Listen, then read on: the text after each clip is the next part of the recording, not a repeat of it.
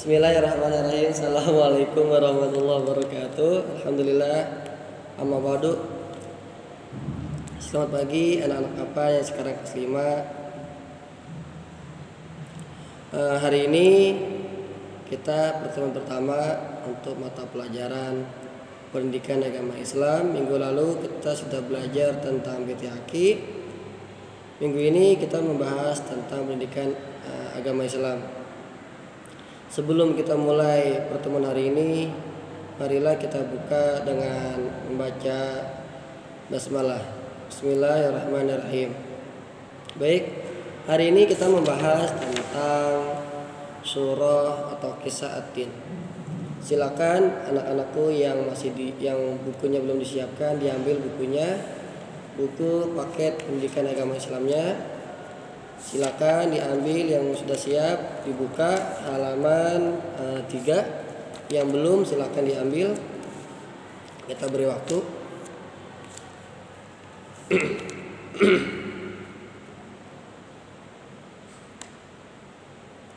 Ya sudah. Ya baik, hari ini kita membahas tentang surah At-Tin. Surah At-Tin itu apa sih? Atau kenapa ada surah At-Tin? Itu adalah pertanyaan-pertanyaan yang ada di pikiran kita. Jadi surah At-Tin itu artinya dia adalah, kalau di buku bisa kita lihat, buah tin ya. Apa sih itu buah tin? Mungkin kalau kita pernah ke Mekah, terdapat terdapat pohon yang sangat dikenal di sana, yaitu buah tin. Dan surah At-Tin ini adalah surah ke-95 yang terdapat dalam Al-Quran. Dan surah At-Tin ini dinamakan surah Makkiyah. Kenapa dinamakan surah Makkiyah? Karena surah At-Tin ini diturunkan di kota Mekah. Setiap surah yang diturunkan di kota Mekah maka dinamakan surah Makkiyah. Dan apabila surah yang diturunkan di kota Madinah maka dinamakan surahnya surah Madaniyah. Jadi kita paham ada apa sih perbedaannya antara surah Makkiyah dan surah Madaniyah? Kalau surah Makkiyah dia biasanya surahnya itu lebih pendek. Jumlah ayatnya dalam satu surah itu sedikit. Paling 5 ayat, 8 ayat, 10 ayat atau 15 ayat. Paling ya ada yang 20 ayat. Tapi memang lebih sedikit dibanding surah Madaniyah yang turun di kota Madinah. Biasanya kalau surah Madaniyah itu surahnya bisa sampai 300 sampai 100. Pasti rata-rata 100 ke atas. Kenapa perbedaannya? Perbedaannya gini. Kalau surah Makkah itu surah yang turun di kota Makkah. Itu saat Nabi belum hijrah ke kota Madinah. Setelah Nabi hijrah baru dinamakan surah Madaniyah. Jadi surah Madaniyah itu kebanyakan menceritakan tentang sejarah-sejarah para sahabat, sejarah-sejarah yang terjadi di kota Madinah. Mungkin nanti itu pembahasannya panjang. Karena hari ini kita membahas surah At-Tin, mari kita kaji, kita pahami dengan baik maksud atau arti dari surah At-Tin. Sebelumnya dengarkan dengan baik, Bapak baca terlebih dahulu. Kalian dengarkan dengan baik apa yang Bapak lafalkan. Semoga nanti bisa dipraktekkan di rumah, dihafal dengan baik dengan makhrajul huruf yang baik. A'udzubillahi minasyaitonirrajim. Bismillahirrahmanirrahim. Wattini wazzaitun wa turi sinin wa hadzal baladil amin. Laqad khalaqnal insana fi ahsani taqwim. Thumma radadnahu asfala safilin. Illal ladzina amanu wa 'amilus shalihati falahum ajrun ghairu mamnun.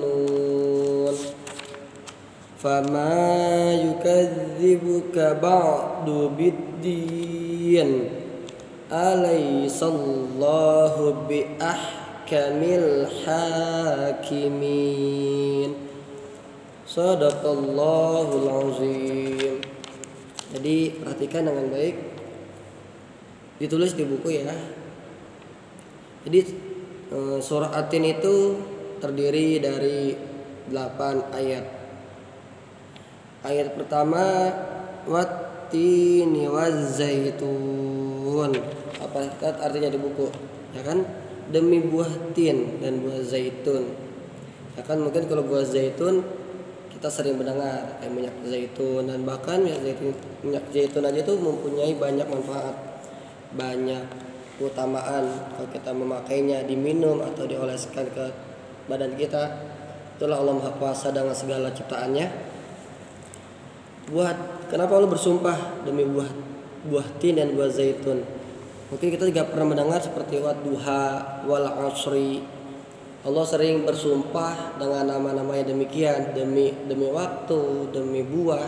Kenapa? Itu sebagai suatu mukjizat yang Allah berikan kepada Nabi Muhammad, bahwa buah tin itu dan buah zaitun itu buah yang mempunyai banyak manfaat berbeda dengan buah-buah yang lainnya. Makanya sampai bersumpah bahwa ini buah sangat berkhasiat, sangat bermanfaat, ya kan? Terus dilihat ayat keduanya, batu risinin, dan demi Tur, gunung Sinai, bahadzal baladil amin, dan demi negeri Mekah yang aman. Ya kan, tadi surah At-Tin ini ya kan dinamakan surah Makkiyah karena di ayat ketiga tertulis di negeri Mekah, berarti diturunkan di kota Mekah. Wahadzal, di kota Mekah itu, anak-anak perhatikan, di Mekah itu negara yang paling aman yang ada di dunia. Kenapa? Karena di sana di Mekah kita tidak boleh bertengkar, tidak boleh berhantam, tidak boleh menumpahkan darah dan lain sebagainya. Nggak boleh, Allah haramkan di kota Mekah itu. Kenapa? Karena di situ ada Ka'bah. Apa itu Ka'bah? Ka'bah adalah kiblatnya orang Islam. Seperti itu. Perhatikan lanjut. Laqad khalaqnal insana fi ahsani taqwim. Dilihat artinya, sungguh telah Allah ciptakan manusia dalam bentuk yang sebaik-baiknya. Nah ini kita nih ya sebagai manusia tidak boleh misalnya ngaku nih mencela temannya. So, teman kita nih ada yang jelek, ada yang hitam, ada yang apa gitu. Kita nggak boleh menghina, kita nggak boleh mencaci, ngata-ngatain, itu nggak boleh. Kita sekarang belajar agama Islam nih, pendidikan agama Islam. Di Al-Quran, kenapa kita nggak boleh? Karena kita manusia sudah Allah ciptakan dengan bentuk yang sebaik-baiknya, bentuk yang paling sempurna. Makanya kita nggak boleh ya. Nanti kalau di kelas nih nggak boleh kita ngata-ngatain teman. Sama saja kalau kita ngatain teman kita, berarti sama saja kita mencaci ciptaan Allah. Ya perhatikan ya, berarti udah nggak boleh nih sekarang, nggak boleh kita mencaci teman kita. Misalnya teman kita nih hitam misalnya ya, jelek, kamu apa, itu nggak boleh ya. Mulai sekarang nggak boleh, karena kita sudah tahu bahwa manusia adalah ciptaan yang paling sempurna daripada ciptaan Allah yang lainnya, seperti binatang, pohon dan lain sebagainya. Kita bersyukur ya. Jadi mulai sekarang nggak boleh kita menghina teman-teman kita sendiri, karena sama saja kita menghina ciptaan Allah Subhanahu wa taala. Dilihat ayat kelimanya, summa radadnahu asfala safilin. Kemudian kami kembalikan dia ke tempat yang serendah-rendahnya. Siapa sih yang serendah-rendahnya itu? Lihat ayat ke-6 penjelasannya. Kecuali orang yang beriman dan mengerjakan kebajikan, maka mereka akan mendapatkan pahala yang tidak putus-putus. Jadi ayat 5 dan ayat ke-6 itu berkaitan. Jadi maksudnya ayat kelima adalah jika kita nih melakukan tadi nih, kita mengatain teman kita nih, ya kan, menghina teman kita, itu mendapatkan dosa, mendapatkan balasan dosa dari Allah. Makanya kita nggak boleh menghina. Kalau kita menghina, maka Allah akan menempatkan diri kita serendah-rendahnya. Maksudnya Allah akan menempatkan kita ke dalam neraka. Nah kan kita nggak boleh ngata-ngatain manusia, nggak boleh. Sekarang nggak boleh. Dan kalau kita ayat ke-6-nya, kalau kita melakukan kebaikan, rajin belajar, mengerjakan tugas dari bu guru, dari pak guru, ya kan, terus nurut apa yang disuruh orang tua. Misalnya orang tua nyuruh belajar, kita nurut. Orang tua nyuruh kita sholat, kita sholat. Orang tua nyuruh kita ngaji, itu kita mendapatkan pahala, mendapatkan kebaikan. Ya kan? Ini makanya kita hikmah dari mempelajari surah Atin. Satu, kita nggak boleh menghina. Kalau kita menghina orang lain, maka Allah akan menempatkan kita nih orang yang ngatain masuk ke dalam neraka. Mau nggak masuk neraka? Pasti nggak mau, ya kan? Lihat kenamnya, kita harus melakukan kebaikan banyak. Kebaikan itu mengerjakan tugas, menulis pelajaran, mengerjakan PR, membersihkan rumah, mengepel, bantuin orang tua, melakukan sholat, membaca Al-Quran. Misalnya disuruh nih sama orang tua, nah beliin ibu sayuran, ayo nurut, karena itu adalah amal kebaikan. Kalau amal kebaikan, maka kita akan mendapatkan pahala yang tidak terputus. Pahalanya terus ngalir sampai akhirnya nanti insya Allah kita masuk dalam surganya Allah. Jadi seperti itu. Ini makna dari surah Atin, ya kan?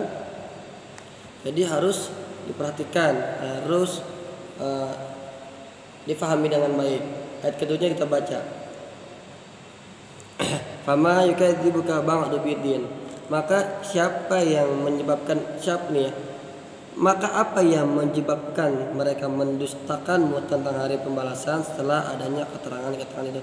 Jadi maksudnya kalau kita nih berpikir, aku nggak percaya nih dengan adanya surga, dengan adanya neraka, nggak percaya dengan adanya dosa, adanya pahala, maka itu adalah balasan dari Allah adalah kalau orang yang nggak percaya hal yang kayak gitu, berarti sama aja dia nggak percaya dengan adanya Tuhan.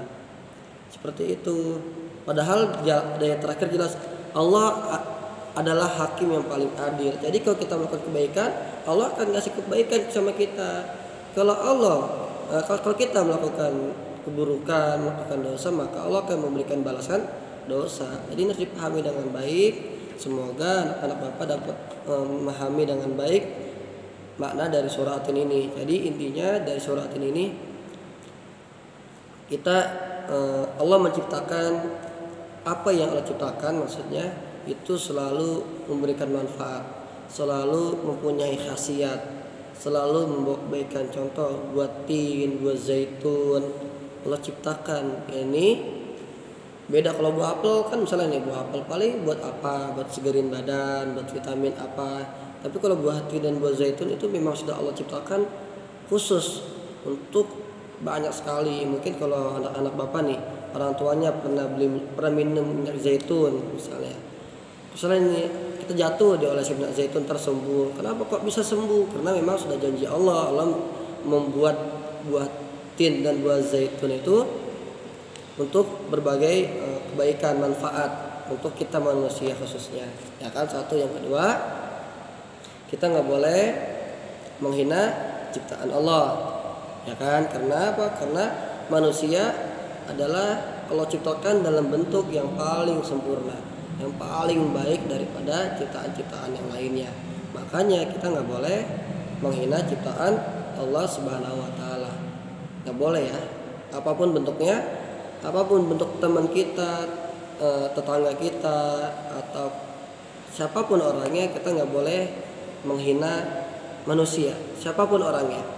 Ya, diingat baik-baik. Jadi mulai besok nggak boleh kita ngatain teman, nggak boleh, karena nanti Allah marah, maka nanti kita akan dimasukkan ke dalam neraka. Mau nggak masuk neraka? Nggak mau. Yang terakhir yaitu kita harus melakukan kebaikan, nurut apa kata orang tua, nurut apa kata ibu guru dan pak guru, harus nurut, karena itu adalah amal kebaikan. Setiap amal kebaikan maka kita akan mendapatkan pahala.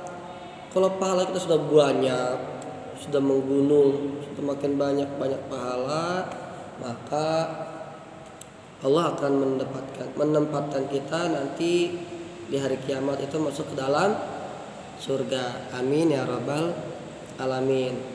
Tadi kita sampai sini penjabaran tentang surah artinya. Jadi sekali lagi difahami dengan baik makna dari surah Atin. Sebelum ditutup ada tugas biasa. Bapak tugasnya selalu di akhir dari video. Tulislah, Bapak sudah membuat contohnya, nanti Bapak kirimkan contoh tulisannya. Tulislah surah Atin dengan baik dan benar. Tidak mesti bagus tapi benar. Misalnya huruf wa itu kan udah kita diajarkan di kelas, huruf wa, huruf ro dia di bawah garis, nggak bisa di atas garis. Makanya kalau nulis bahasa Arab, nulis Al-Quran wajib dilengkap, boleh 1 baris, boleh 2 baris, harus dilengkap. Kalau nggak dilengkap nggak bisa, karena memang caranya menulis bahasa Arab atau nulis Al-Quran harus dilengkap 1 baris atau 2 baris, harus itu.